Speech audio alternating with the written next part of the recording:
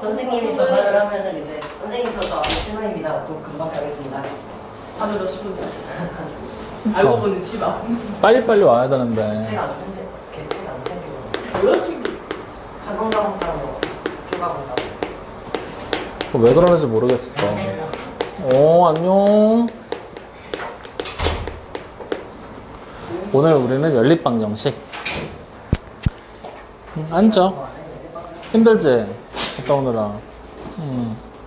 날씨가 더워져서 갑자기 좀 많이 힘들어. 얼른 앉아. 뭐야? 책 사이에 연필 껴놓고 숙제하는 척 한 거야? 연필이 들어간 거 아니에요? 근데 지난 시간에 책에서 숙제가 없었는데 책 사이에 연필을 몇 개 놨지? 잊어버린 거 같네. 뒷절 숙제를 하려고 뽑아놓고 까먹고 있었나 봐. 뒷절로 쳐. 자, 그러면 우리는 지금부터 이제 연립방정식에 대한 얘기를 할 건데, 오늘 아무래도 여러분들 학교 어디 갔다 오고 해서 시간이 좀 모자라니까 자질구레한 거는 다 빼고 그냥 문제를 풀이하는 방법에 대한 얘기만 하자. 자, 그럼 연립방정식에서는 요거만 기억하면 돼. 연립방정식을 풀이하는 법 있지? 풀이법이 딱 한 가지 방법밖에 없어. 아니야. 풀이법은 요렇게 생각하면 돼. 여러분들이 중학교 2학년 1학기 연립방정식을 할 때는 가감법이냐 대입법이냐 이런 방법들을 뭐 나눠서 이제 문제들을 풀어 나갔었잖아. 근데 지금부터는 그런 걸 신경 쓰지 마. 그냥 어떻게 할 거냐면요, 분명히 연립방정식을 만들었다라는 얘기는 미지수가 여러 개일 거라는 얘기가 되겠지? 그 미지수를 무슨 수단을 쓰든 어떻게 해서든 미지수를 소거해 나간다라고 생각하면 돼. 이게 연립방정식의 풀이법의 전부야. 미지수를 무슨 수단을 쓰든 소거를 하는 거야. 그러면 여러분들이 접근하기 제일 좋은 방법이 뭐겠어? 2학년 1학기 때 배웠었던 더하거나 빼서 미지수를 소거하는 방법이 있겠지? 그리고 대입해서 푸는 방법도 있겠지? 확인되지? 근데 만약에 더하거나 빼거나 대입을 해서도 미지수가 소거가 안 되는 상황들이 발생할 수도 있는 거잖아. 그럴 때는 가진 방법을 다 동원하는 거야. 대표적인 방법으로 치환이라는 방법도 존재하게 될 거야. 그리고 다른 방법으로는 한 문자에 대한 식으로 표현하는 방법도 있어. 그러니까 구체적으로 방법들을 나열해 보자라면 첫 번째, 더하거나 빼는 가감법도 가능하겠죠. 그 다음에 두 번째, 대입을 하는 대입법도 가능을 할 거야. 이게 이제 우리가 중학교 때 풀이하는 방법으로 배웠었던 내용들. 자, 그리고 또 다른 세 번째, 안 되면 치환이라도 해보자. 치환을 해서 복잡한 식을 미지수 하나로 줄여버리는 거지. 자, 그러면 네 번째, 또 다른 방법으로는 정 안 되면 한 문자에 대해서 정의하게 되는 거죠. 대한 식으로 정리하는 거. 즉, 이거 외에도 기타 등등의 다양한 방법들이 분명히 존재를 하게 될 거야. 근데 선생님이 일부러 4개만 적어놨어. 이유는 뭐냐? 결국에 여러분, 우리가 일반적으로 사고를 하게 될 때 이 4가지 방법에서 벗어나는 문제들은 거의 나오질 않을 거라서. 이 4가지를 어떻게 하는지만 정확하게 잘 기억하고 있어도 사실은 연립방정식 파트에서는 막힐 일은 없다. 확인됩니까? 네. 자, 그러면 요거 가지고 바로 문제 풀면서 접근해보자. 기본 유형 12번 문제를 봐. 12번에 첫 번째 나와 있는 거를 문제로 한번 써볼게.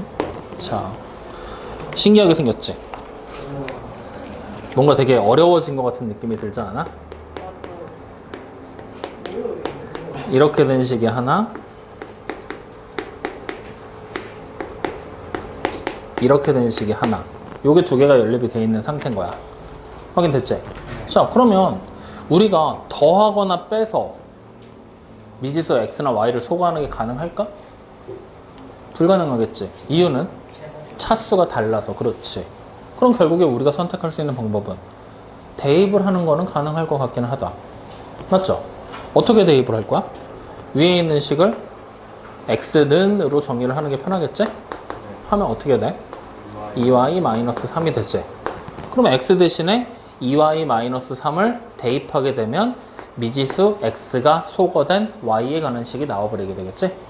이렇게 바꿔버리는 거야. 그러면 자, 대입을 해서 쓰면 2y-3의 완전 제곱 마이너스 3y의 제곱이 마이너스 11 전개해야 되겠지?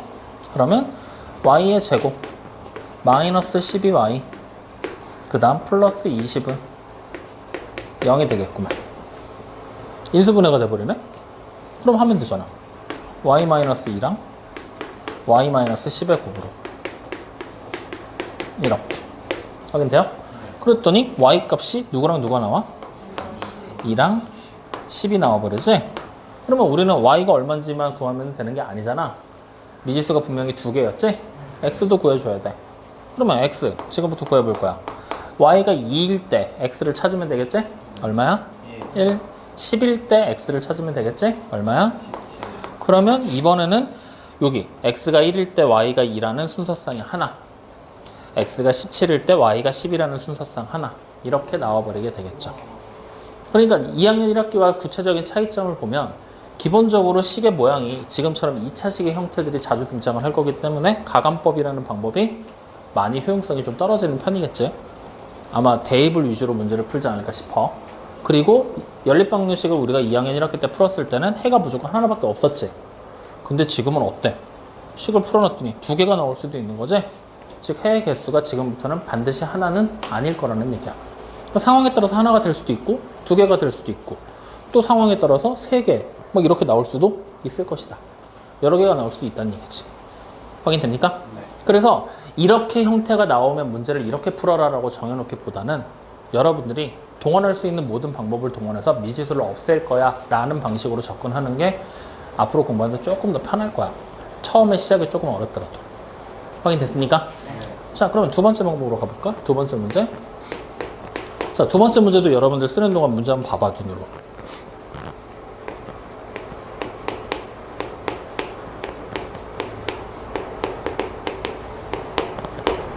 자, 2차식이 하나가 나왔고 또 2차식이 나왔네. 이렇게 나와버렸어. 자, 그럼 마찬가지야. 더하거나 빼서 미지수 x나 y를 소거시킬 수 있을까? 빼버리게 되면 y가 소거는 되지만 여기 남아버리잖아. 이번에도 더하거나 빼는 건 힘들겠구나. 그러면 아까 1번 문제처럼 식을 변형해서 치환해서 대입을 하고 싶어. 가능하겠어? 뭐 x제곱은 10-y제곱을 해서 여기다 대입을 할 수 있겠지? 근데 x가 또 남잖아. 문제가 계속 생겨버릴 수밖에 없겠지? 맞죠? 즉 다시 말하면 두 가지 방법만으로는 문제를 못 풀어낸다는 얘기가 되는 거야. 확인돼? 그래서 식을 우리가 이렇게 지그시 잘 쳐다봤더니 재밌는 일이 하나가 벌어져. 어떤 일이 벌어지냐면 위에 있는 식 보이지? 이 식이 인수분해가 된다? 그죠? 어떻게 돼? 3x 마이너스 y에다가 x 마이너스 y를 곱한 게 0이 돼버리지? 그러면 우리는 두 개의 식을 곱한 게 0이니까 둘 중에 적어도 하나는 0이 될 거라는 얘기잖아. 다시 말하면 첫 번째 y가 3x가 될 수도 있다는 얘기지. 두 번째 y가 x가 될 수도 있다는 얘기가 되겠지? 확인돼요? 다시 말하면 원래는 x랑 y라는 두 개의 문자가 있었지만 y를 3x로 한 문자에 대한 식으로 정리했고 혹은 y를 x라는 문자에 대한 식으로 정의하는 게 가능해진다는 얘기지? 뭐야? 한 문자에 대해서 정의한 거야. 이런 방법도 가능하다라는 거지. 확인돼요? 그러면 이제부터 우리는 첫 번째 y가 3x라고 하면 남아있는 한 식에 y 자리에 3x를 대입해도 돼, 안 돼? 되지? 대입하자. 그러면 9x제곱 되겠지. 더하면 10x제곱이 10이 돼버리지? x제곱이 1일 거니까 x가 뭐가 나와? 1이 될 수도 있고 마이너스 1이 될 수도 있고. 그럼 그에 따른 y 값들 구할 수 있겠지. x가 1이면 y는 3, 마이너스 1이면 마이너스 3으로 지금 두 가지 순서쌍이 나와버리게 되겠네. 확인돼요? 근데 다 푼 게 아니야. 얘도 있어. 그치? 그럼 y 자리에 x를 또 대입할 수 있겠지. 그럼 2x제곱이 뭐가 돼요? 10. 그러니까 x제곱이 5니까 x가 뭐라고 쓸 수 있어? 루트 5가 될래? 아니면 마이너 루트 5가 될래? 그럼 이에 따른 y 값들도 나오겠지? x가 루트 5면 y는 당연히 루트 5. 마이너스 루트 5면 당연히 마이너스 루트 5. 그래서 여기서도 몇 개가 나와? 두 개의 순서쌍이 또 나와버리게 되겠지. 그럼 결국 2번 2차 방정식에서는 해가 몇 개라는 얘기야? 연립 방정식에서. 4쌍의 해가 등장했구나. 이렇게 되는 거야. 여기까지 이해돼요? 안 돼요? 이런 식으로 연립하는 방법이 구체적으로 정해지지가 않았다. 그러면 이거를 그냥 무작정 방법을 다 어떻게 해야 될까 하고 고민하면 좀 약간 막연하잖아. 그래서 최초의 스타트를 할 때는 이렇게 스타트를 하면 돼. 뭐냐면 가감법을 쓰는 문제들이 있을 거야. 얘는 어떤 때 쓰냐면 우리가 분명히 연립된 두 개의 식 있지? 두 식의 차수가 같을 때, 차수가 그냥 1차일 때 라고 생각을 해버려. 중학교 2학년 1학기 때 했었던 거라고 생각을 하는 거야. 확인됐니? 그 다음 대입법을 쓰게 될 때는 언제 쓰게 되냐면 한 식이 1차식일 때, 즉 여기서처럼 하나의 식이 무조건 1차식으로 나올 때, 그때는 대입을 할 수 있겠구나. 아시겠어요? 그 다음 네 번째, 한 문자에 대해서 식을 정리했었지. 얘는 어떻게 하냐면 두 개의 식 중에 하나의 식이 인수분해가 될 때,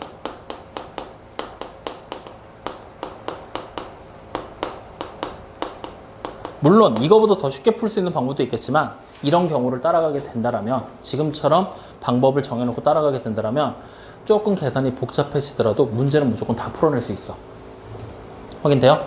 그래서 솔직히 가감법은 정의를 내리기가 좀 그래. 그냥 대입법이 되면 가감법도 되는 거니까.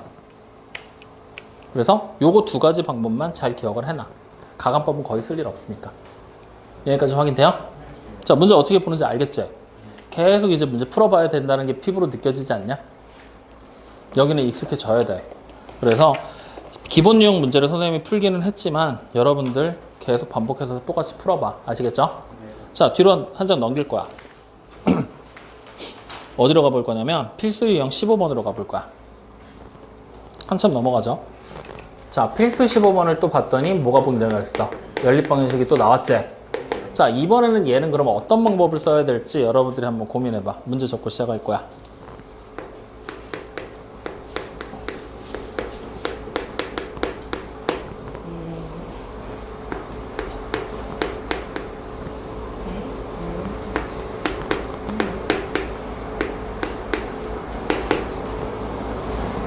자, 이렇게 두 개의 식이 연립되어 있다고 지금 나와 있는 상태네.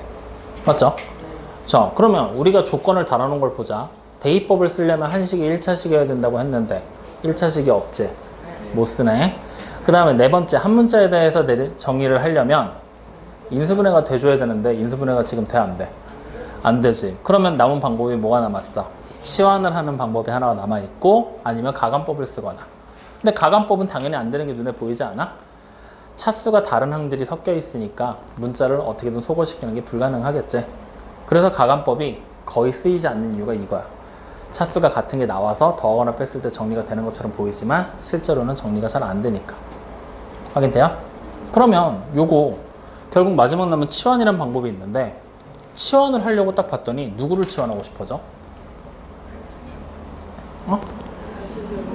x제곱 플러스 y제곱이 똑같이 나왔으니까 이걸 치환하자? 그러면 그냥 머릿속으로 치환해봐. 이거 지금부터 k야. 첫 번째 식은 k가 10이지. 두 번째 식은 k-3xy가 1이지. 미지수가 하나 늘어나 버렸지. 그럼 치환이라는 게 의미가 없어진 거잖아. 우리는 미지수를 어떻게든 줄여야 되는데, 맞지? 확인돼요? 그래서 지금처럼 우리가 기본적으로 봤었던 방법, 네 가지 방법이 아닌 다른 방법을 동원해 줘야 된다는 얘기야. 확인됩니까? 그러면 어떤 방법을 동원할 거냐?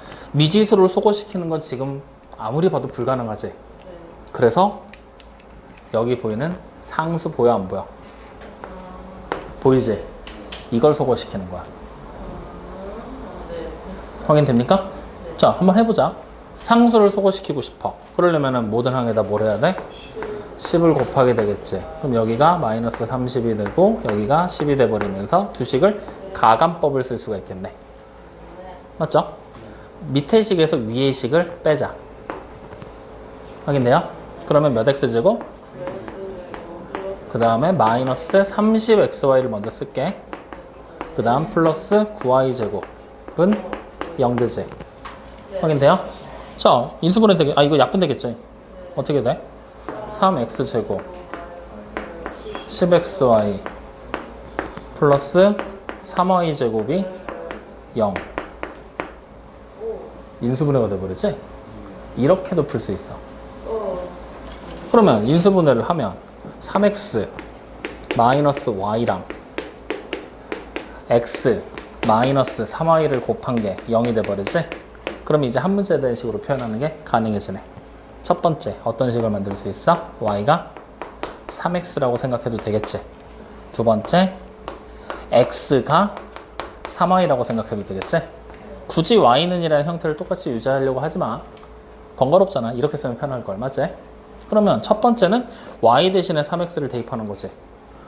우리는 앞에서 인수분해해서 문제 풀었을 때 남아있는 식에다 대입을 했었잖아. 근데 지금은 두 식을 연립해서 더하거나 빼서 만들었고 인수분해를 해서 찾아냈지. 그럼 얘는 사용 안 한 식에 대입을 해야 되는데 둘 다 사용했잖아. 맞지? 이럴 때는 아무 데나 대입해도 돼. 알겠어요? 그러니까 실제적으로 우리는 이 식을 사용한 거지 여기는 빨간색 식을 만들어내서 사용한 거잖아. 얘네 둘 중에 하나를 사용한 게 아니라고 생각을 하는 거야. 그러면 계산하기 편한 게 아무래도 위의 식이겠지? 대입해버려. 그러면 10x제곱이 10이 되겠지? 그럼 자연스럽게 x가 뭐가 돼? 1이 되거나 마이너스 1이 되거나. 그럼 y는 따라오네. 3이 되거나 마이너스 3이 되거나. 그래서 이렇게 두 개의 순서상이 일단 나왔네. 확인됐죠? 자, 그러면 얘 계산해야 할 차례지? x자리에 3y를 대입하면 되겠지? 그러면 식의 모양이 10y 제곱이 10이 되는 거지? 이번엔 y가 1하고 마이너스 1로 나오겠다. 그지? 그러면 x는 3하고 마이너스 3으로 해서 마찬가지로 또 두 개의 순서상이 더 추가요. 해가 4개가 돼버리게 되는 거야. 확인됩니까? 이렇게. 그러니까 우리는 방법 자체가 어떻게 되는 거야? 얘네들을 사용해서 다 쓸 수가 없으니까 다섯 번째 상수항 자체를 소거하는 방법으로도 쓸 수가 있다라는 얘기가 되겠지. 새로운 방법이 하나가 추가가 된 거잖아. 이해돼요? 안 돼요? 자, 근데 이거를 여러분들 책을 보잖아? 우리는 상수항을 소거해서 문제를 풀었지. 근데 해설 나온 거 봐봐. 이상하지? 갑자기 막 x 플러스 y를 u라고 하고 xy 곱한 걸 v라고 하고 막 풀어버렸지. 맞죠? 다시 말하면 뭘 이용한 거야? 치환으로 풀어낸 거야. 치환으로. 그러면 치환으로 풀어낸 것도 보여줄 테니까 잘 봐. 이걸 치환으로 풀면은 이렇게 가는 거야. 그러니까 지금 여러분들이 이렇게 생각해도 돼. 선생님, 우리는 지금 나는 여러분들 지금 설명해 줄 때 새로운 방법 자체를 여러분들이 생각을 할 수가 없기 때문에 상수항을 소거시켜 라고 얘기를 했잖아. 그치? 치환하려고 아까 했더니 x제곱 플러스 y제곱을 치환하자고 해서 그 방법을 썼지.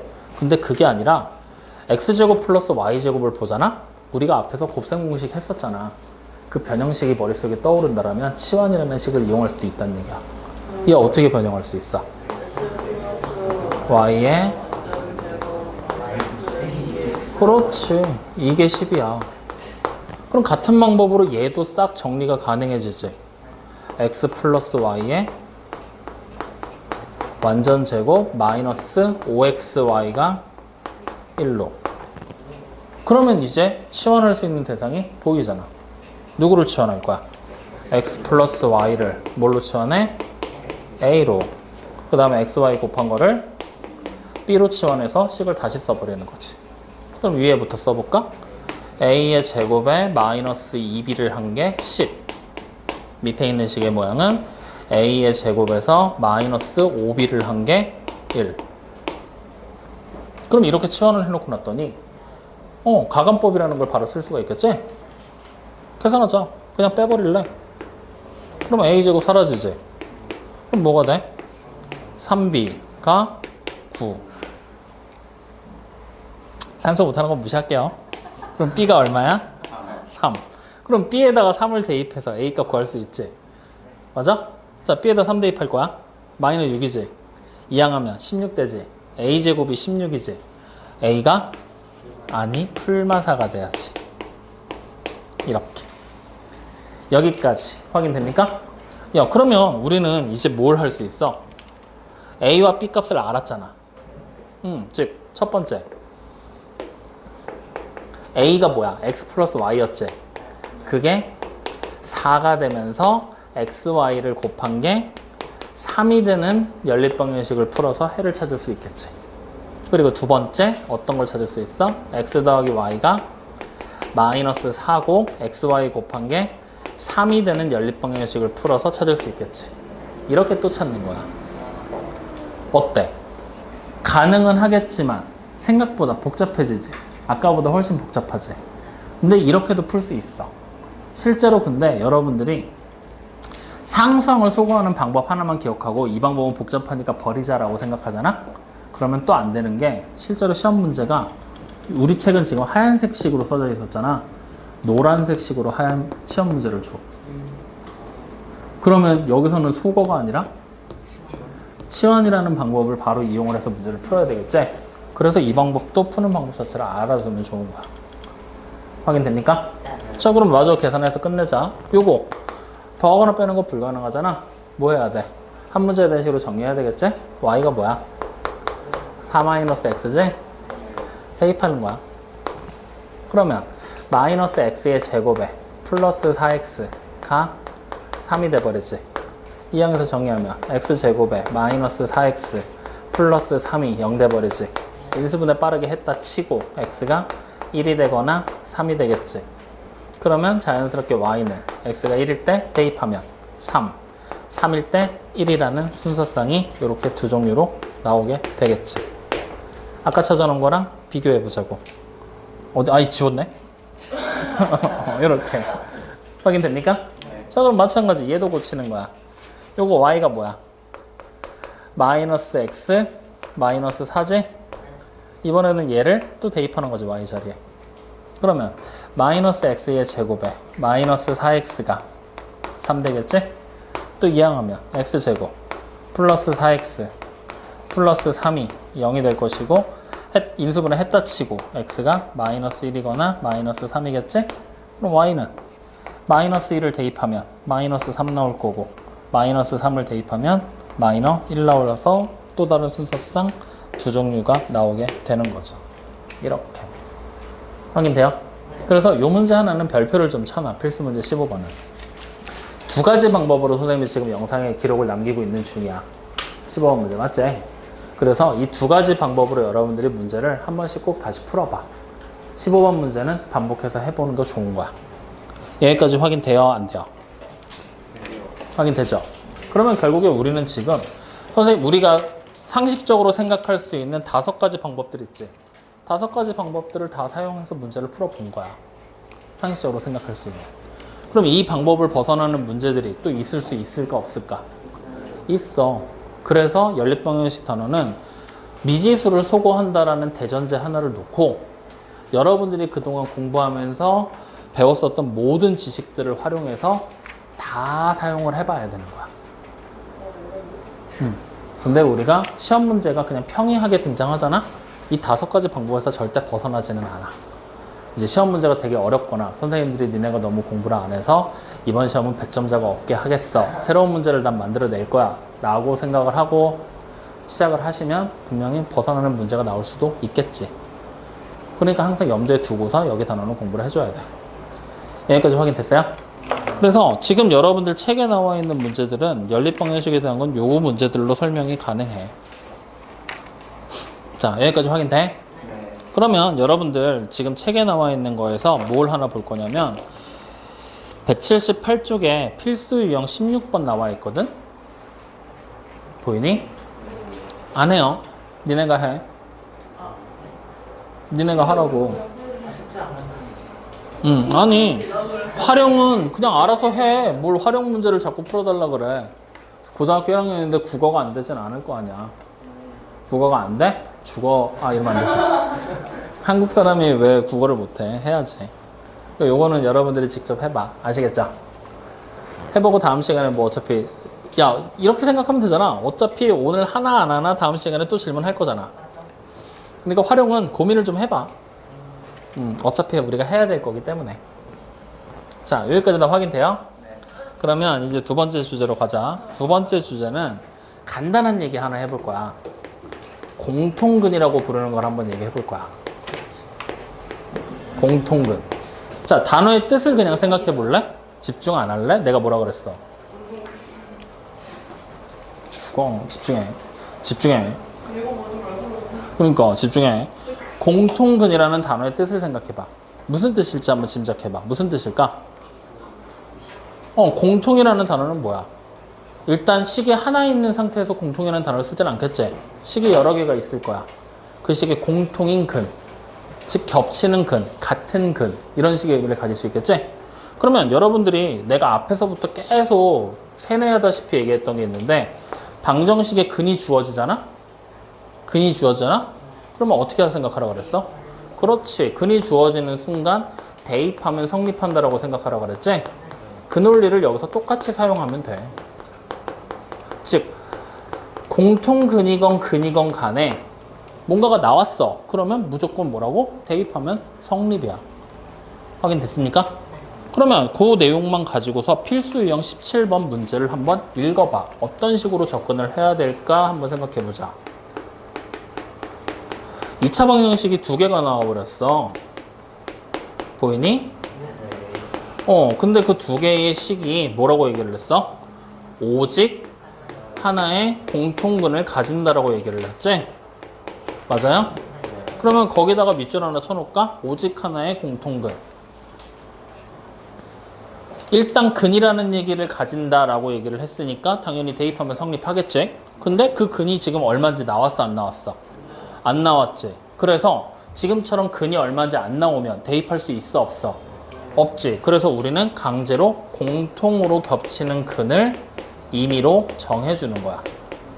공통근을 뭘로 정해줄까? 그래? 알파라고 정해주자고. 확인돼요? 그럼 이게 정해지는 순간 우리는 알파를 어떻게 할 수 있어? 대입하면 성립하겠지. 첫 번째 식에 대입하면 알파 제곱 마이너스 4알파 플러스 k는 0이 되겠지. 두 번째 식에 대입하면 알파 제곱 플러스 kx 마이너스 4는 0이 되겠지. 아니 k 알파. 확인돼요? 그러면 두 개의 식에서 똑같은 알파 대입했고 k도 똑같겠지. 뭐였어? 두 개의 식을 동시에 만족하면 연립하는 얘기랑 똑같은 얘기가 되는 거야.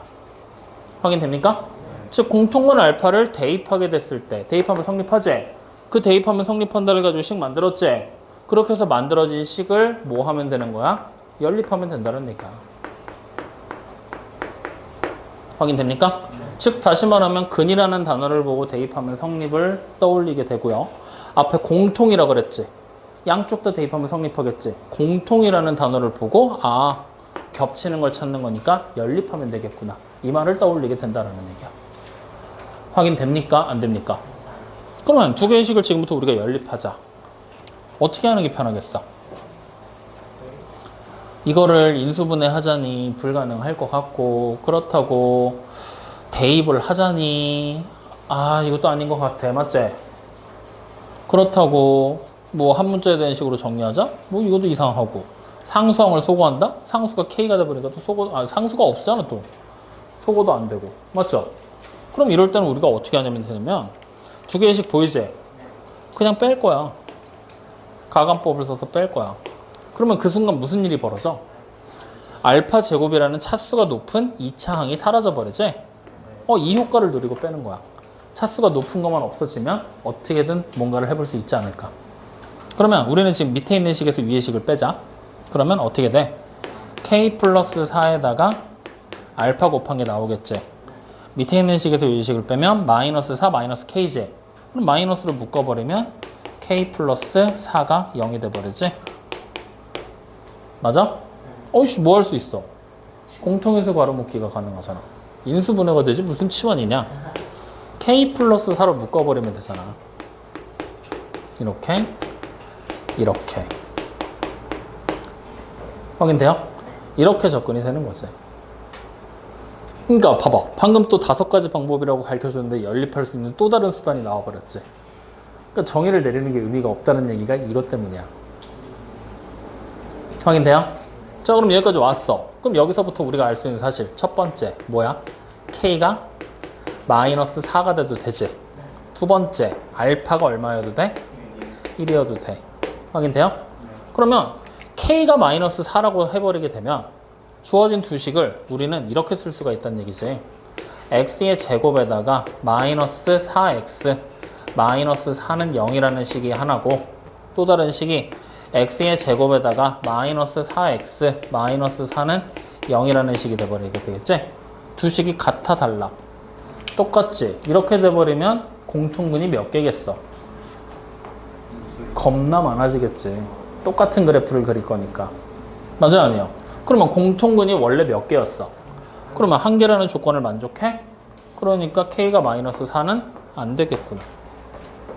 확인돼요? 그럼 이제 알파 공통근이 1이라고 얘기를 했지? 그럼 이제 이 1을 대입해서 식을 다시 쓰면 아무데나 대입해서 쓰면 k 값을 구할 수 있겠지? 앞에 있는 식에 대입하자. 그럼 1 마이너스 4 플러스 k가 0 돼버리지. k가 얼마야? 3. 아, 공통근 알파가 1일 때 k가 3이 되겠구나 라는 걸 확인할 수가 있다는 얘기야. 근데 여기서 끝내면 안 돼.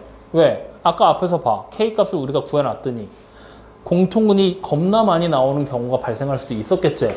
그렇기 때문에 k는 3을 다시 대입해서 식이 같은지 안 같은지를 확인해 줘야 되는 거야. 그럼 자, 다시 대입해서 연립해볼까?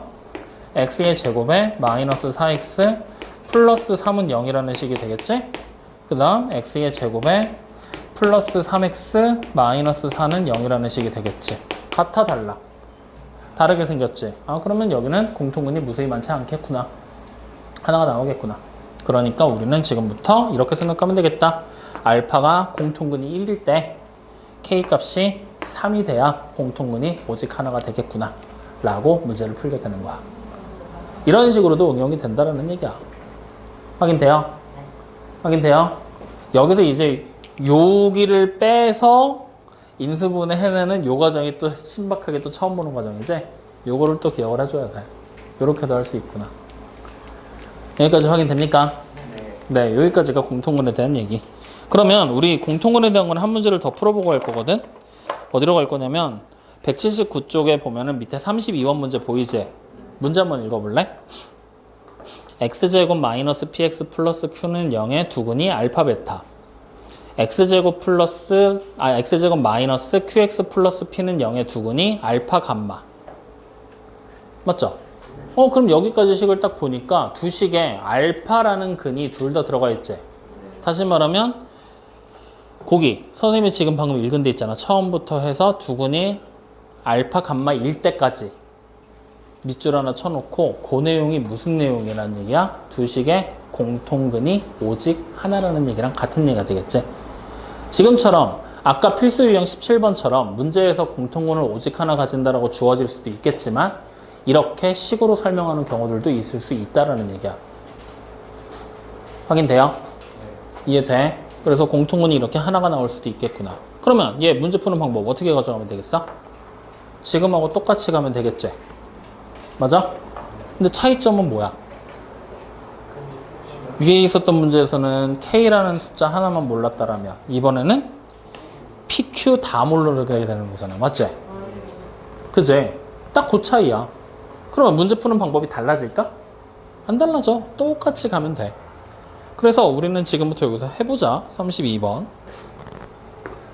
자, 이렇게 한번 써볼게. x의 제곱에다가 마이너스 px 플러스 q는 0이라는 식의 두근이 알파랑 베타.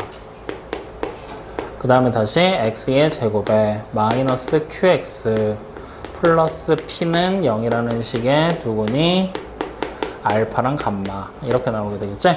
그러면 알파라는 공통근을 가지고 있다는 얘기잖아. 대입하면 성립해야 돼, 안 해야 돼? 대입하자. 그러면 연립방정식이 만들어질 거야. 알파 제곱 마이너스 P알파 플러스 Q는 0.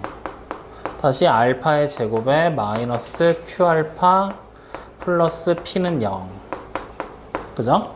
그럼 이 상태에서 얘네 둘을 어떤 방법을 이용해서 풀까 하고 봤더니 딱히 방법이 안 떠오르지? 그래서 뭐 하자? 알파 제곱을 일단 없애놓고 생각하자. 그래서 알파 제곱을 없애기 위해 두 식을 빼버리는 거야. 그러면 마이너스 P에 마이너스를 묶으면 P 마이너스 Q에 알파 곱한 게 되겠지? Q 마이너스 P가 나와야 되는 거잖아, 상수가. 마이너스로 다시 묶으면 P 마이너스 Q가 되겠지? 이게 0이구나. 아, 인수분해가 또 되는구나. 마이너스 묶어놓고 P 마이너스 Q 쓰고 알파 마이너스 1을 곱하면 0이 되겠구나. 그럼 이제 우리는 다시 생각을 할 수 있겠지? 첫 번째 어떤 생각을 할 수 있어? P랑 Q랑 같구나. 맞죠? 그 다음 두 번째 생각할 수 있는 게 뭐야? 알파가 1이겠구나. 그러면 PQ가 같잖아? Q 자리에 P를 대입하면 되는 거지. 그럼 그 순간 어떻게 돼? Q 자리에 P를 대입하면 두 식이 똑같아지지. 다시 말하면 오직 하나의 공통분을 가지겠어? 또 여러 개 가질 거니까 얘는 된다 안 된다? 안 되게 되겠지. 그럼 얘만 사주면 된다는 얘기잖아. 알파가 어차피 1이라며. 그럼 1 대입하면 성립한다는 얘기잖아. 그러면 1을 대입하자. 어떻게 돼? 1 마이너 P 플러스 Q가 0이 돼버리지? 이 식 하나 갖고는 문제 못 풀 것 같은데? 얘도 대입하자. 그러면 1 마이너스 Q 플러스 P가 0이 돼버리지. 야, 이거 연립할 수 있는 건덕지가 생겼는데? 그렇지 않아? 어떻게 연립할까? 더 할까? 말들이 없어? 더 해볼까? 더 하면 어떻게 돼? 숫자끼리 더해서 2 마이너스 P에 P 플러스 P를 더해서 사라졌고 Q에 마이너스 Q를 더해서 사라졌잖아. 그럼 2가 0인데? 말이 돼 안 돼? 말이 안 되는데? 그지? 이거 이상한데? 뭐가 어디가 잘못된 걸까? 뭔가 지금 이상하잖아. 어떤 점이 잘못된 거야? 응? 뭐가 잘못된 거야? 응. 여기? 여기? 어디? 자, 여기 봐. 다시 한번 그럼 과정을 반복해보자. 알파라는 공통은 나왔었지. 대입해서 식을 다시 썼지. 두 식을 우린 뺐어. 뺀 게 이 식이 나오는지 여러분들 확인해봐. 확실하게 나오는지. 두 식을 뺐더니 저렇게 생긴 애가 나왔다.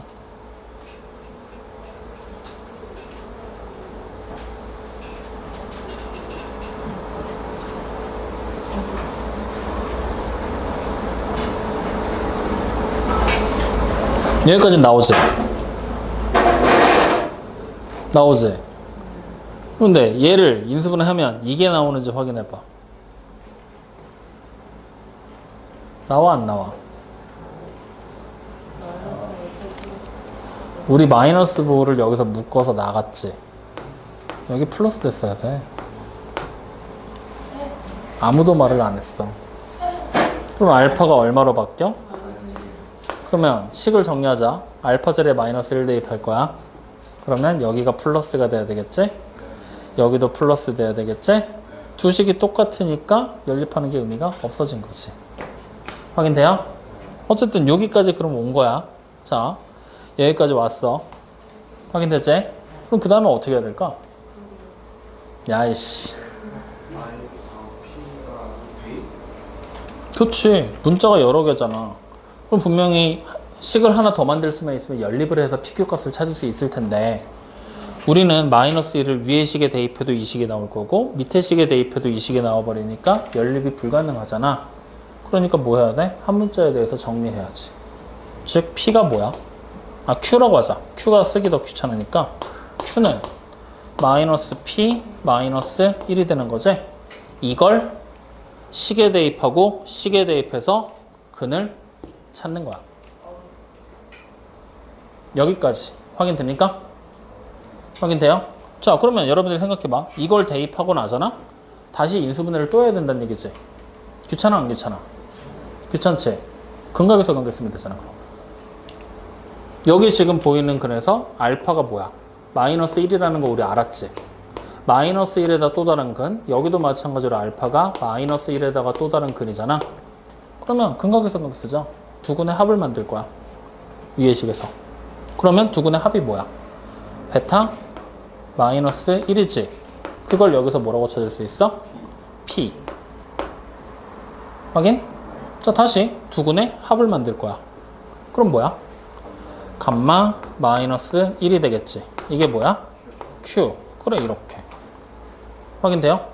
야, 그러면 우리는 어차피 베타랑 감마가 얼마인지가 중요한 거냐? 안 궁금하지? 그냥 알파, 베타, 감마 더한 것만 궁금하지? 이 식 두 개 더 할래. 그러면 베타 플러스 감마 마이너스 2가 P 플러스 Q가 돼버리지. P 플러스 Q 위에서 우리 찾을 수 있었는데? 여기 얼마야? 마이너스 1. 그러면 우리는 자연스럽게 이걸로 땡겨 올려. 베타에다가 플러스 감마를 한 게 얘가 마이너스 1이니까 1이 되는 거 알았지?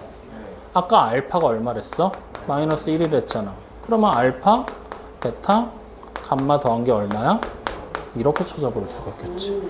직접 계산을 하지 않고도 찾는 게 가능하겠지. 근데 문제에서 만약에 베타랑 감마 값을 직접 구하세요라고 얘기하잖아? 그럼 그때는 어떻게 해야 되겠어? 대입해서 인수분해 해봐야지 뭐. 확인됐습니까? 네, 이렇게. 이게 공통분에 대한 문제야. 공통분 이해되니 안 되니? 되니? 자, 그러면 세 번째 얘기로 넘어가죠. 세 개가 다 이어지는 내용들이, 두 개는 이어지는 내용이거든, 공통분까지는. 근데 이번 세 번째 얘기하는 거는 좀 완전히 다른 내용이야. 그래서, 수업하기 전에 선생님이 편한 대로 할까, 선생님이 편한 대로 할까. 내가 편한 거 할까, 니네가 편한 거 할까 했는데, 니네가 편한 걸 지금 선택하고 있는 중인데. 근데 이게 다 하나씩 보여주고 있잖아. 요거까지. 오늘 우리는 요거까지 할 거야. 졸리네요. 윤도야, 쳐다봐. 봐.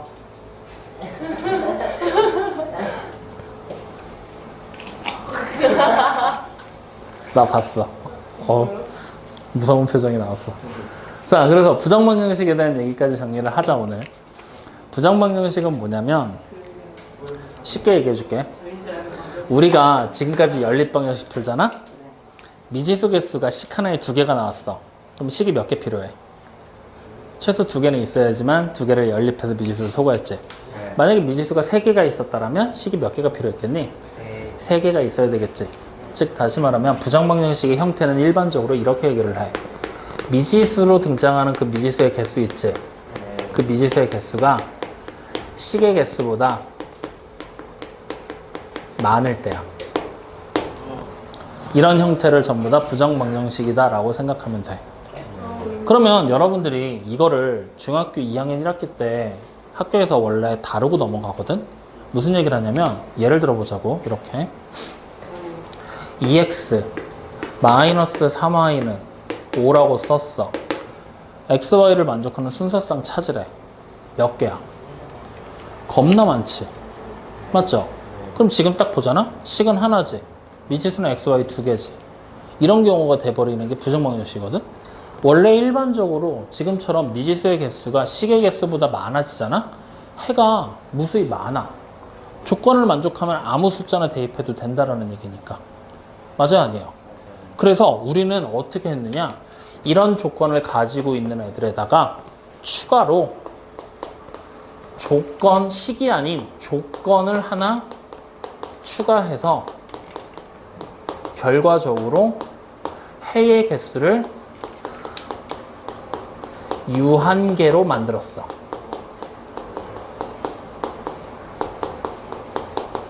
이렇게 해서 탄생된 게 부정방정식이라는 이름으로 불리게 된 거야. 확인됩니까? 자, 정리하자.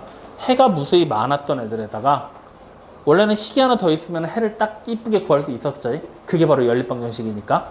근데 식이 아닌 조건을 줘버린 거야. x, y에 대한 조건을 줘버린 거야. 그래서 해를 유한하게 구할 수 있는 방정식을 만들어냈고 그것의 이름을 부정방정식이라고 부르게 된 거라고. 이해돼요? 너 못생겼지? 이 새끼 뭐만 하면 다 내래. 지우 이쁘지? 아니오를 할 줄 알았네? 아이씨, 이건 예상했는데. 자, 무슨 말인지 이해되지? 조건을 추가하는 거야. 근데 이 조건이라는 게 되게 거창하게 어려운 조건이 추가되느냐라고 얘기를 한다면 그렇지 않아. 되게 쉬운 조건이 추가가 돼. 어떤 조건이 추가가 될 거냐? 첫 번째, 두 번째, 둘 중에 하나의 조건만 추가가 될 거야. 그러면 여러분들이 이제 부정방정식 문제를 접하게 됐을 때 어떤 조건을 가지고 있는지에 따라서 풀이하는 방법 자체가 달라지게 될 거야. 확인돼요? 자, 그래서 이 두 가지 조건 중에 첫 번째 조건은 뭐냐면 미지수 x랑 y가 존재한다고 가정해 보자고. 그 x, y가 정수로 나올 거냐 아니면 x랑 y가 실수로 나올 거냐의 차이로 나뉘게 될 거야. 확인돼요? 그래서 여러분들 책과 교과서에서는 이렇게 분류를 해. 해가 정수 조건인 부정방정식, 해가 실수 조건인 부정방정식. 이렇게 나눠서 문제를 풀고 연습하게 만든단 말이야. 근데 나는 그렇게 안 할 거야. 정수 조건, 실수 조건으로 나누면 니네가 너무 힘들어. 그래서 선생님은 두 가지 형태로 이렇게 분류를 해줄게. 첫 번째, 어떻게 갈 거냐? 식이 한 문자에 대한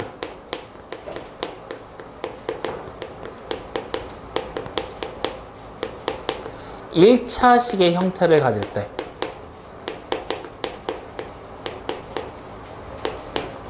이게 첫 번째로 우리가 살펴볼 부정방정식이 뭐야? 그러면 두 번째는요, 뭐라고 얘기를 할 거냐면, 두 번째는 모든 문자에 대한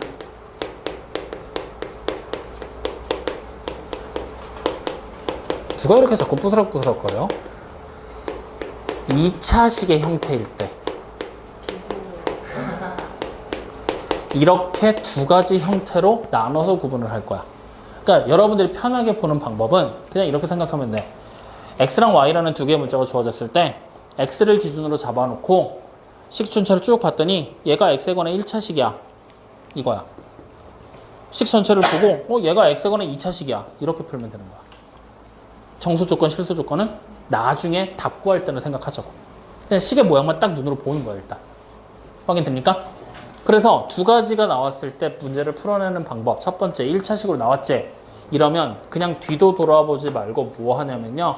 내림차순으로 정리한 다음에 정리를 하고 인수분해하면 돼. 그냥 이렇게 풀면 돼. 무조건 인수분해. 확인됐죠? 그 다음 2차식으로 나오잖아? 2차식으로 나오잖아? 그럼 무조건 그냥 완전제곱식 만들게 하면 돼. 그 완전제곱식이 대신에 0이 되게. 혹은 0이 아닌 경우들도 존재하긴 하거든? 그러니까 일단 그냥 완전제곱식 만들게 한다라고 생각하자. 이렇게 생각하면 되는 거야. 여기까지 이해돼요? 그래서 이 두 가지 형태로 나눠서 문제를 보고 식을 정리한 다음에 마지막에 결국 x가 얼마, y가 얼마 해를 구해야 되지. 그때 정수냐 실수냐 그때 가서 따지자는 얘기야. 확인되지? 나눠놓고 풀지 말자는 얘기야. 그럼 요걸 가지고 여러분들 책에 나와 있는 여기를 바로 볼 거야. 175쪽 기본 유형 13번 문제 보이죠? 아예 제목에 써져 있지. 정수 조건의 부정방정식이라고. 맞죠? 이게 원래 여러분들이 문제를 분류하는 방법이야. 정수 조건의 부정방정식. 근데 이거를 우리는 그렇게 가지 말자 그랬지? 그냥 식의 모양을 딱 봤더니 이거 x에 관한 몇 차야? 1차. 심지어 y도 다시 한번 혹시나 싶어서 점검했더니 y에 관해서도 1차지. 그럼 이렇게 돼버리면 무조건 뭐 하라고? 내림차순 정리하고 인수분해 하라고. 확인됩니까? 그러면 x에 관한 내림차순으로 할까? y에 관한 내림차순으로 할까? 그래? x를 문자로 잡고 가보자. 그러면 지금 나와 있는 기본 유형의 13번 문제에 있는 식을 써볼게. xy에다가 플러스 4x 그 다음 마이너스 2y 마이너스 12 0이라고 나왔지. x에 관한 1창이 여기 두 개가 있지. 그럼 뭐 해야 돼? 공통인수 가로묶기 해야 되지. 바로 y 플러스 4 x. 그럼 이쪽에 있는 상수항 봤더니 2로 묶는 게 가능하지. 근데 마이너스 2로 묶잖아. 묶어냈다고 생각해봐. 그럼 남은 게 y 플러스 5지. 더 이상 인수분해가 진행이 돼 안 돼? 그러면 얘랑 똑같은 몸을 만들어줘야 되겠지. 그래서 강제로 똑같은 모양을 만들어내는 거야. 이렇게. 확인돼요? 그러면 전개하면 마이너스 2y, 마이너스 8이지. 아직 마이너스 2가 남았는데, 맞지? 그 남은 애는 반대편으로 이양시켜버려. 이렇게. 확인됩니까? 그러면 이제 다시 공통인수 가로묶기 진행할 수 있어, 없어? 있지? 얘네 두 개 묶어서 y 플러스 4. 그리고 다시 남아있는 x 마이너스 2 두 개를 곱했더니 2가 되는 거야. 확인됩니까?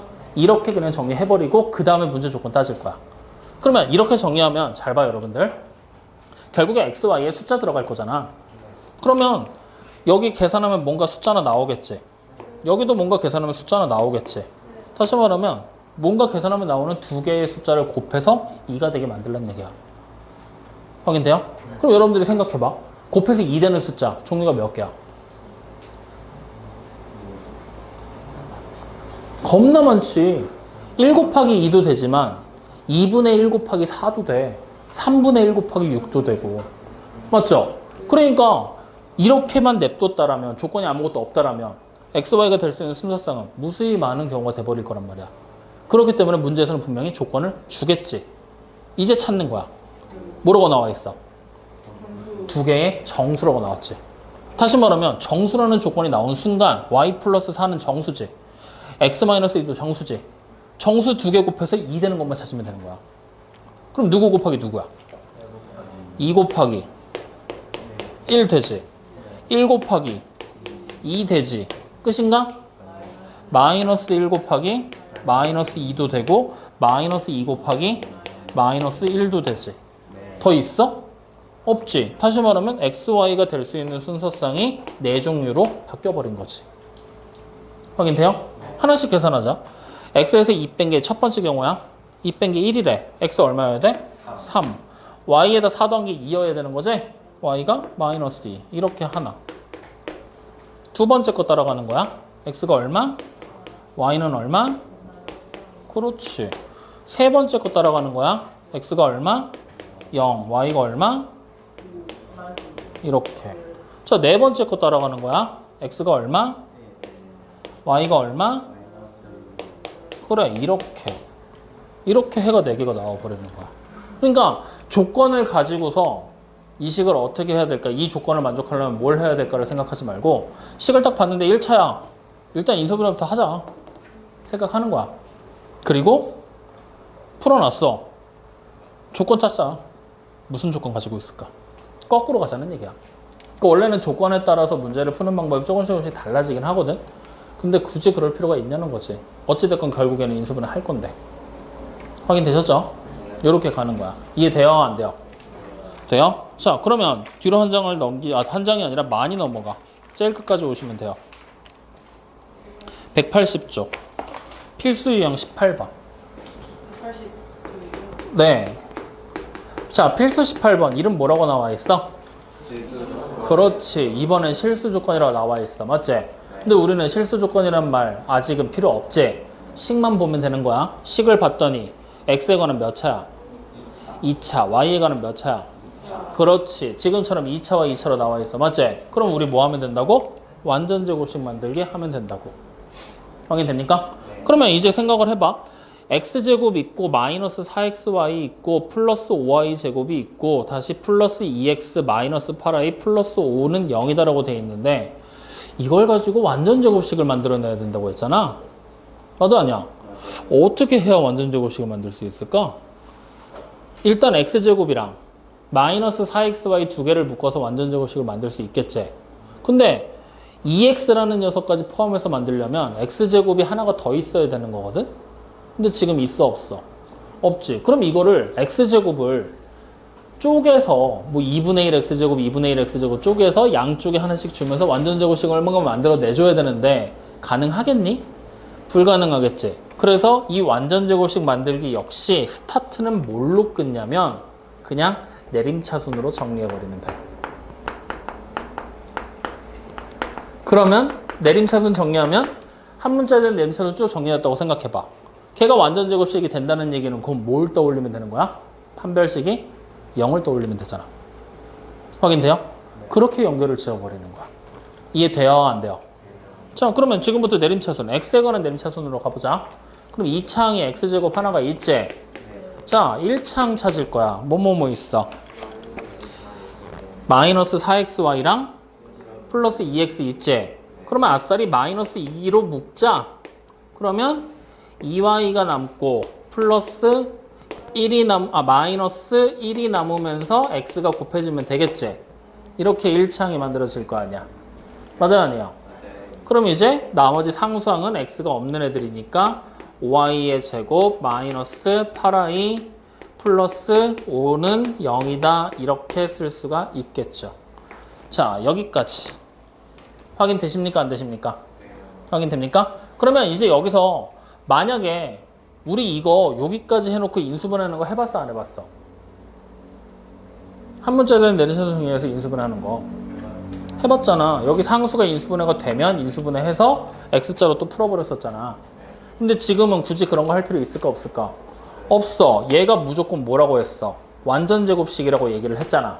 그러면 그 순간 얘가 무조건 완전제곱식이 되게 만들어주기만 하면 된다는 얘기지. 뭘 이용하면 돼? 판별식 이용하면 편하잖아. 그래서 바로 판별식 짝수공식 하는 거야. 그러면 어떻게 쓰면 돼? 2y 마이너스 1에 완전제곱 마이너스 5y의 제곱 마이너스 8y 플러스 5를 계산한 게 얼마야? 0이면 되는 거지. 자, 전개 쭉 하자. 그러면 마이너스 y의 제곱이 될 거고요. 맞죠? 여기 마이너스 4y고 플러스 8y니까 플러스 4y가 남겠죠. 플러스 1에 마이너스 5니까 마이너스 4는 0이 되겠죠. 와, 그러면 이 식을 다시 y의 제곱에 마이너스 4y 플러스 4는 0이라고 쓰면 되겠지? 그러면 y 값이 바로 나와버렸지. 얼마야? 2로. 그러면 y가 2일 때 x가 얼마인지 찾으면 되지? x는 어떻게 찾을까?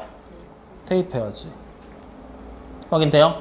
그럼 자, y에 2를 대입해서 식을 다시 써보자. 그러면 x제곱 나와야 되겠지? y에 2 대입하면 4에서 1 빼니까 3 곱하면 마이너스 6x. 맞죠? 2 대입하면은 4, 5, 20 빼기 16 4 됐지? 5 더했으니까 9는 0. 그러면 결국 x가 얼마가 되는 거야? 3. 이렇게 찾아내는 거지. 확인됩니까? 네, 이런 식으로 계산을 해. 그러니까 원래는 이 완전제곱식 만들기를 식을 쪼개가면서 해보고 막 하다 보면은 눈에 좀 더 잘 들어오긴 하거든. 이 방법이 되게 편한 거다라는 걸 알게 되는데 굳이 그럴 필요가 있을까? 그냥 바로 결론으로 도착한 거야. 확인됐어요? 그래서 요거는 한 문제 더 해보자. 어디 해볼 거냐면 여러분들 지금 눈으로 봤을 때 34번 문제 보이지? 요게 위에 있던 필수 유형 18번하고 조금 다르다? 어떤 점이 다를까? x제곱 y제곱이 보여. x제곱 y제곱이 보여. 아, 잠깐만. 넘어가기 전에 그럼 요거 아예 실수 얘기 나왔으니까 얘기하고 가자. 야, 이번 문제는 실수 조건, 허수 조건, 실수 조건, 정수 조건이 필요했어? 아예 그냥 완전제곱식이 돼버리니까 그냥 끝나버렸지. 이렇게 되는 거야. 근데 이 경우가 문제를 풀다 보잖아? 이런 경우가 생겨. 어떤 경우가 생기냐면 예를 들어서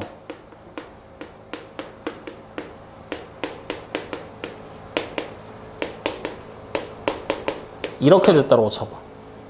그러면 제곱을 해서 만들어냈지. 당연히 x가 얼마겠어? 마이너스 4, y가 무조건 2가 돼줘야 돼. 이유는 제곱을 하면 무조건 0 이상일 텐데 더해서 0이 나오려면 무조건 0, 0 되는 수밖에 없잖아. 근데 얘가 만약에 이렇게 5가 돼버렸어. 이렇게. 그러면 그때는 x, y 나올 수 있는 게 많아지겠지. 이 제곱한 결과가 1이고 얘가 4가 될 수도 있고 얘가 4고 1이 될 수도 있는 거니까. 맞죠? 그때는 이제 이 조건들을 또 따지면서 생각을 해봐야 되는 거야. 확인돼? 근데 이렇게 판별식으로 풀어버리게 되면 y 값이 어떻게 되겠어? 지금처럼 맞춰볼 필요 없이 바로 툭툭 튀어나오지. 그러니까 이렇게 판별식으로 풀어서 내가 정답을 일단 찾아놓고 그 다음 문제를 보는 거야. 내가 찾아놓은 정답이랑 해외 조건이 같을까 다를까를 구분해 보는 거지. 확인됩니까? 자, 그러면 이제 34번으로 들어가자. 34번에 나와 있는 문제 같이 한번 해보자. 자, 식을 봤더니 x도 2차고 y도 2차지. 그러면 이럴 때 뭐 하라고? 한 문자에 대한 내림차순으로 정리를 하시라고. 그럼 자, x로 정리할까? y로 정리할까? 그래, 그럼 x로 정리하자. 그러면 x에 관한 2차항이 y제곱에 플러스 1이 되고 x제곱을 곱하면 되겠죠. 그 다음에 1차항이 마이너스 10 yx로 순서를 바꿔서 쓰자. 문자를 맨 뒤로 보내는 의미로. 그 다음 남은 게 뭐 남았어? 플러스 4y의 제곱에다가 플러스 9를 한 게 0이다가 돼버렸지? 자, 그러면 이제 이렇게 해서 풀었을 때 저기 보이는 x값이 어떻게 돼야 되는 거야? 이 식이 뭐가 돼야 돼? 완전 제곱식의 형태를 띄워줘야 되겠지? 그러면 이제 우리는 여기서 바로 뭐 하면 돼? 판별식 쓰면 되겠지? 이제 근데 골 때리는 일이 벌어질 거니까 잘 봐. 자, 짝수 공식 써서 바로 갈 거야. 그러면 1차항의 개수가 여기 있잖아. 절반을 제곱하는 거지? 마이너스 5y를 제곱해야 되지? 그럼 뭐가 돼? 25y의 제곱에 마이너스 y제곱에 플러스 1과 4y의 제곱에 플러스 9를 곱하게 되겠지. 몇 차식으로 바뀌었어? 4차식. 하지만 두려워할 필요는 없어. 식의 모양을 봤더니 이거 전개하면 보기차식 나올 거니까. 보기차식이 나왔다는 얘기는 지원을 할 수 있다는 얘기잖아. 확인되죠? 자, 그럼 가보자. 전개를 쭉 하면은 25y제곱 그냥 냅두고 여기 전개하면 마이너스 4y의 4제곱 되겠지? 그 다음에 플러스 9y제곱 플러스 4y제곱 13인데 마이너스 붙었으니까 마이너스 13y의 제곱 플러스 9인데 마이너스 붙었으니까 이렇게. 그러면 부호까지 바꾸자. 4y의 4제곱이야. 얘네 동량끼리 계산하면 플러스 12y제곱이지. 마이너스 12y제곱 쓰면 되겠지? 그 다음에 마이너스 9 대신에 플러스 9 쓰면 되겠지? 이렇게. 인수분해 되니 안 되니? 완전 제곱식이잖아. 2y의 제곱에 마이너스 3을 완전 제곱하면 되잖아. 맞아요?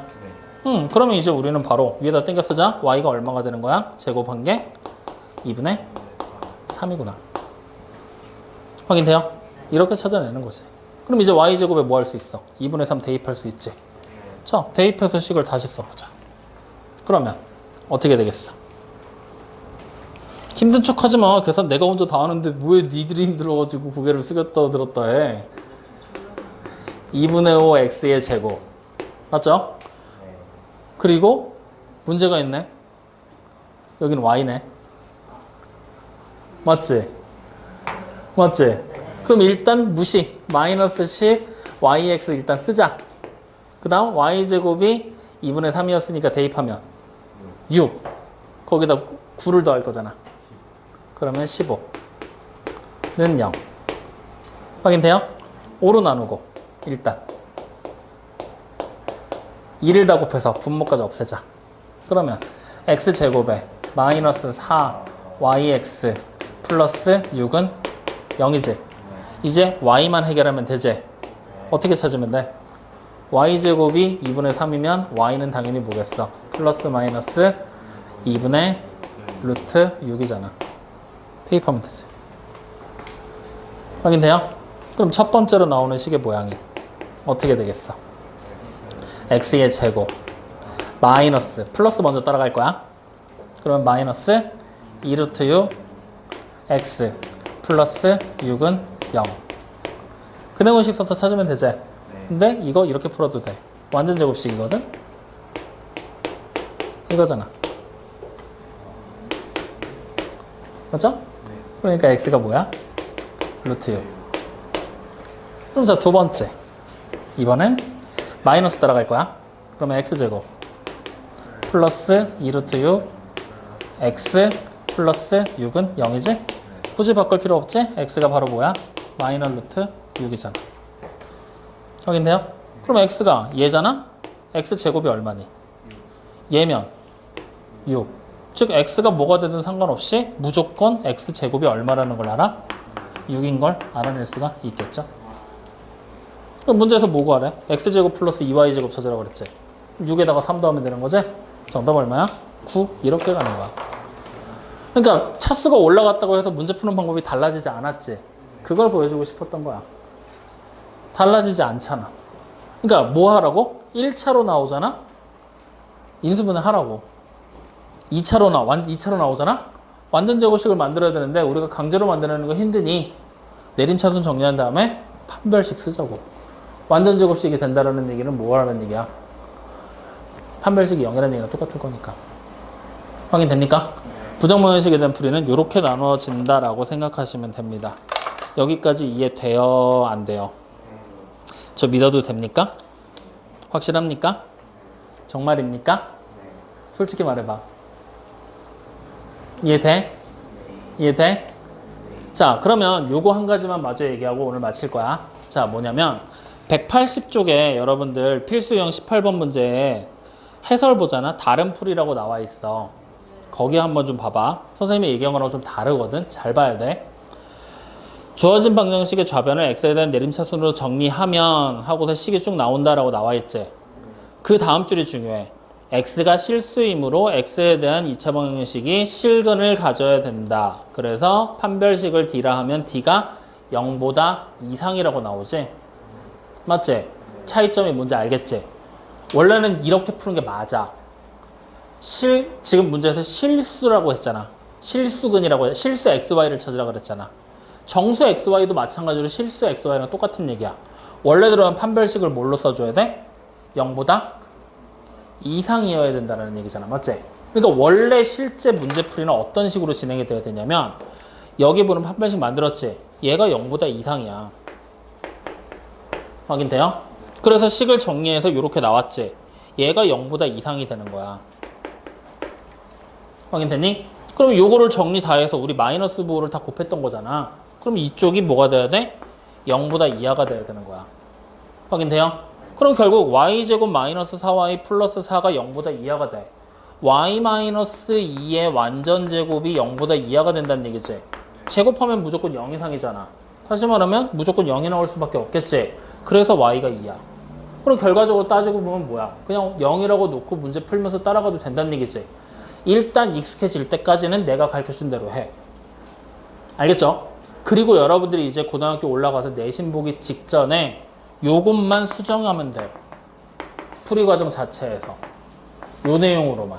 익숙해지고 나면 사실 요거는 그냥 주의해서 한 번쯤 살펴만 보면 되는 문제라서. 아시겠어요? 그러니까 익숙해질 때까지는 그냥 완전 제곱식 만들 거니까 판별식이 0이야 정도로만 생각을 해. 원래는 실수 조건이니까 0보다 이상이고 그걸 가지고 식을 다시 정리해서 뭔가를 더 해야 되고 해야 되거든? 근데 그렇게까지 하면 못해. 너.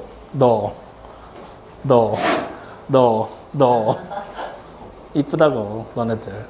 그러니까 그렇게 하지 말고 일단은 가르쳐준 대로 먼저 문제를 풀고 나중에 내신 때 가서 그것만 수정하자. 아시겠죠? 네. 그렇게 문제 풀면 돼요.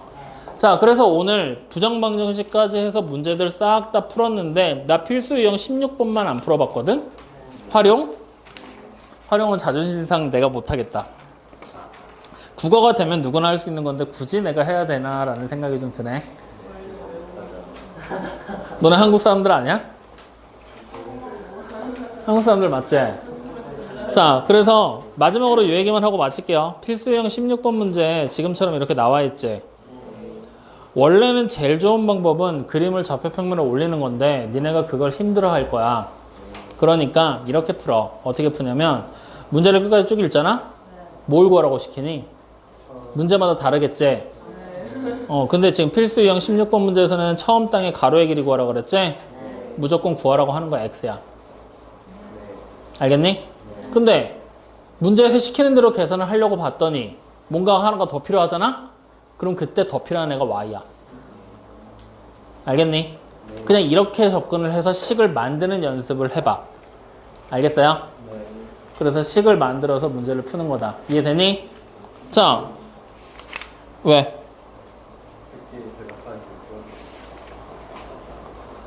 만들라고.